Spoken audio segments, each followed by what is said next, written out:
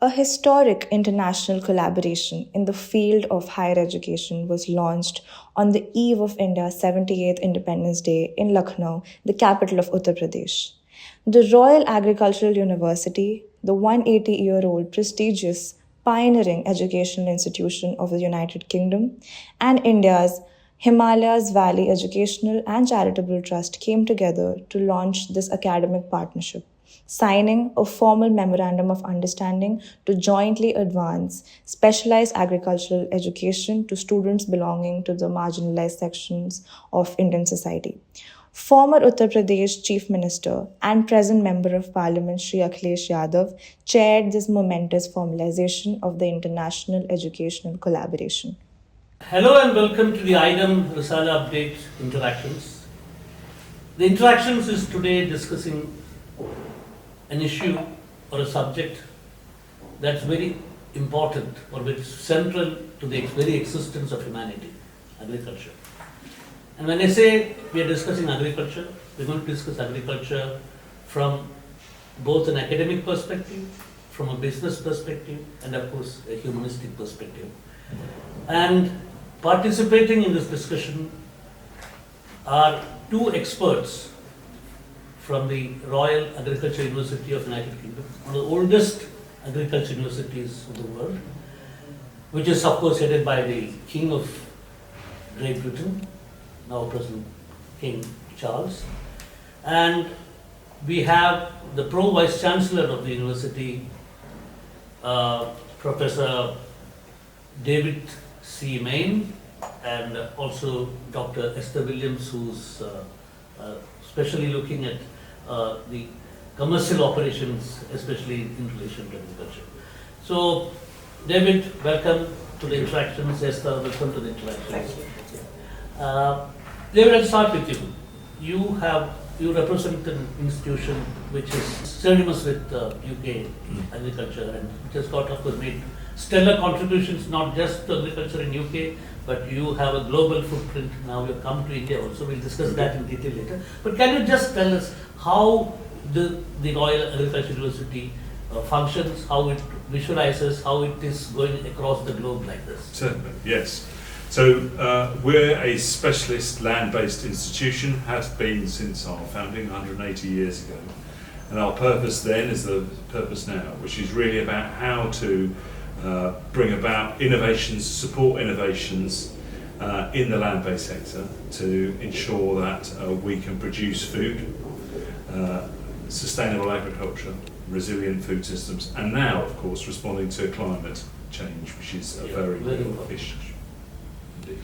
And so we do that in the UK. Of course, we have undergraduate and postgraduate programs in the UK, where obviously we have a number of international students that join us there as well, and our curriculum is very globally centred actually, because the food system is obviously interconnected globally, and our students get to know and think and believe that, because that's really important. And then we have a number of transnational education initiatives where we deliver our teaching, work with partners in China, Uzbekistan, Ukraine and Sharjah. And now? Sharjah in UAE. Yes, in Sharjah, UAE. Okay, now we're coming to India as well. Yes. Yeah. So, what is the strength of students, number of students, how many students do you have, and what is the, where do you draw them from? You said that you have... Yes. So in the United Kingdom we have 1,000 students and about 2/3 of them are undergraduate and the rest are postgraduate. And about 20% of those are international students that come in for our programs like sustainable agriculture and food security, agricultural technology and innovation. So that's our UK division, about 1,000 students. And then the numbers of students in our partner organisations varies, so we have more than 2,000 students in China, where we've been working for 20 years actually, doing transnational education. Whoa. Yes. It's a really long time. Actually. It is, yes. We think global presence is very important to what we do in the UK as well, because it allows our lecturers to really understand the food systems from many different regions. So that's important to us. Yes, sir. Coming to you, when I went through your business card, it says agriculture, then you say bracket business. So of course, business is a very integral part of agriculture, especially since the 1990s. We have been seeing that that the business of agriculture is very important. So how do you look at this subject academically? What is the kind of value addition or contribution that you bring to agrarian business? I think I look at it from a slightly different perspective. I mean, talking about business development for our university, and as part of that is developing our partnerships. Okay. Business is integrated into the academic perspective, but I come at it from the partnership development type. Right. So do you basically are somebody who takes the, if I put it in journalistic terms, you take the message of Royal Agriculture University across the world, you build partnerships across the world. Absolutely. Right. It's core, international is core to our strategy, and our strategy is based around three things of quality, reach and sustainability, and that's what we look for in our partnerships. Well, can you just define these three terms, because these three terms seem to be the defining parameters of your cooperation. So can you just please Absolutely. explain what exactly you mean when you use these terms? We're a specialist institution, but we also focus very strongly on the quality of the education research that we provide or that we are engaged in. Reach is our global presence, working with partners across the world to learn with them as partners. And then sustainability, I think, speaks for itself. We hope to embed sustainability in everything that we do, our core university, as well as the education and research that we're involved in. Right. David, as you're a long-standing institution with phenomenal academic credentials, what is the kind of contribution that you have in policy formulation level? Historically, what has been your role?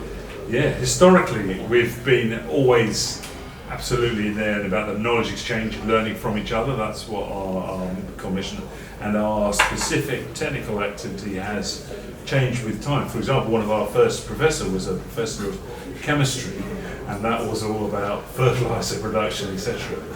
Things have evolved since then, so now I can talk about one of our current professors, Professor Tom McMillan, who's a professor of rural policy, and he's been very involved in the UK government's food strategy development, and that's about rethinking what land is used for, what it should be generating, what type of farming systems, and then what consumers should seek and purchase as well. So that's a very important policy question, how we change land use and how we encourage society to consume the right things. What is the perception on that? How do you change land use? Land is primarily, of course, used for agricultural produce, Yes. which of course is very important for your sustenance as Yeah. humans. Yeah. So apart from that, what are the other uses for? Indeed. So land use is becoming increasingly recognised for environmental benefits, public goods, so biodiversity measures, those sorts of things, and those other uses, also social entrepreneurship, activity, good charitable uses of land, etc. So those changes in land use are being driven both by government changes, so there's been a change in how public incentive subsidies are provided to farmers to reflect that change, and actually also increasingly by large organisations that are looking to land to... Including corporates? Yes, indeed. Yes, they are very much interested in their corporate social responsibility, how land can be a benefit for net zero, how you can get carbon sequestration, which is about getting carbon into the soil. Of course, where land is marginal, that's about growing trees rather than crops, chemical intensive crops, for example. Trees may be a better use of land. So it's those, each bit of land has a different potential destiny, as it were, but increasingly it's moving not just from food but from other purposes too. But when you say other purposes, can you just give me a couple of examples as to what is that? For example, we had a concept called a special economic zone in India, which happened since the 1990s, which happened to the policies of economic liberalization. Yes. But then that has come for a lot of criticism because people are saying that agricultural land is being used for corporate activities, and of course sometimes it kind of becomes a crony capitalist activity. Yeah. So you have complaints like that in the UK as Yeah, well? we do. I mean, certainly we do have some very large farms, and they're doing classic, shall I say, industrial farming using chemicals. But there's even those farms are looking at regenerative practices, which is about building carbon in the soil. Also, there are other uses for social enterprises, so charities using farms as a good social care environment, working with young people. And also actually, as well as the larger farms, in relative terms, we have an increasing number of small farms that are having more economic activity off the same area of land. So you don't have to just do the large capital investment in expensive equipment approach.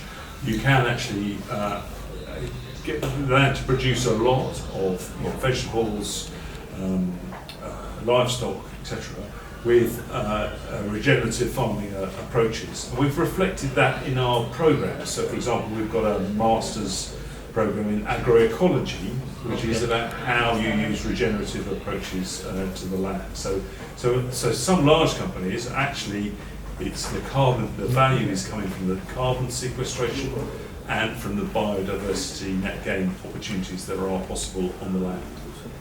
Yeah, so that's very interesting. That is, I think, you're actually pushing the frontiers. I mean, when you say you're rethinking land use, you're also trying to push the frontiers. And I think ecology or environmental protection is a very major component of this rethink. Certainly is. It's a new shift, and actually, that's a major part of what we do in our education is helping young people understand what the value of land is and how it relates to what society is asking for different. So society can make those requests via political changes, i.e. via subsidies and public policy, or as I said, via these large organisations which are getting increasingly interested in farming activity. For example, our banks are very interested in lending money to ensure there are the right farming practices, and we work with banks to train them in how to understand farming systems, etc. How attractive is agriculture or farming as a vocation in the UK? Because from our experience in India, and also I have had occasion to look at the experience of the US. In both these countries, what we see is that agriculture is no longer a fashionable or an attractive vocation. Yeah. What is the situation in UK? It's a very interesting question, because I think for several young people that come from an urban background, they struggle to get into farming, and so there are some young people living in towns and cities that are very passionate about food and farming and want to get into farming. And they find it difficult to get into farming because they don't own the land, etc. And then you might have an older generation where, again, they become interested in environmental impact. They see the potential businesses that can be developed in rural land, and they want to shift into farming environment. But it is true that a large element of the labour requirements in farm industries, they do actually find it difficult to recruit young people to do that. That is a struggle, because they're often not well paid in the UK. Yeah, because I've spoken to some agricultural scientists and people, entrepreneurs. I mean, this is also a question to you, Esther. Of course, this is not exactly institutional relationship, but then or a personal larger business. Because some of them have been telling me, these include people who are very successful agriculture people who have moved away. There's a friend of mine who was an army officer, and then just because he was passionate about farming, he decided to go away and has become one of the biggest cultivators of India. Basically, you can move there, but then he has been saying, and a lot of others, people who have studied this area, this field, they are saying that that agriculture has to have an agri-business component in it. Your take on that, Esther? I mean, how important is the agribusiness component in agriculture? I think very, very important. One of the things I think our university is very good at is the whole knowledge exchange, the work around working with industry or working with the local public. We've had a very strong track record in that. One of the things that we do around that is we provide training courses, professional training courses, and continuing professional development around, for example, an insight into agriculture.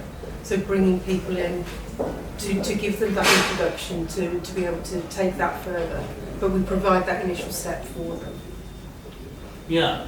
Your thoughts on that? Yes, because the business skills are embedded into the programs, and I'm sure that will be the case when we work in India too, because the business skills are fundamental, and we've found in the UK that actually providing a safe environment for young people to practice their business skills is really important.